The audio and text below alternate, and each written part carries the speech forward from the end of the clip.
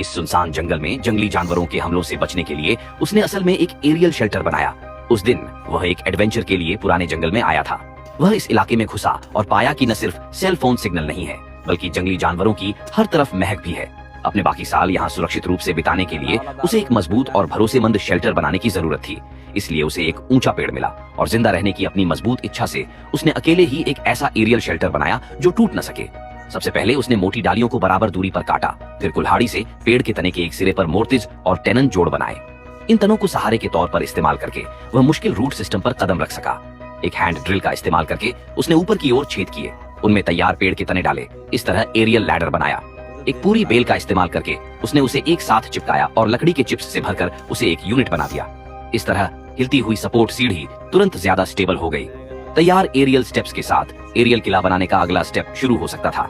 उसने पहले सीढ़ी का इस्तेमाल सही ऊंचाई पर चढ़ने के लिए किया, फिर एक लंबे पेड़ के तने का इस्तेमाल करके छेद किए। टेनन बनाने के बाद उसने उन्हें छेदों में डाला, जिससे घर के प्लेनर सपोर्ट बीम का शुरुआती रूप सामने आया।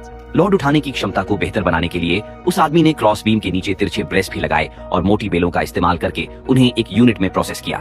इस पॉइंट पर एरियल शेल्टर की मजबूत नींव अपने आप बन गई।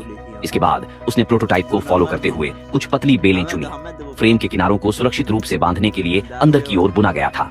बेलों को लपेटने के इस तरीके से बेलें बहुत मजबूत और लचीली बनी, जिससे टूटने की कोई चिंता नहीं रही। भविष्य में आसानी से आने जाने के लिए उस समझदार नौजवान ने नीचे पंखे के आकार का एक एंट्रेंस तैयार किया था। पैर रखने के लिए एक सपोर्टिव प्लेटफॉर्म मिलने से शेल्टर बनाना बहुत आसान हो गया।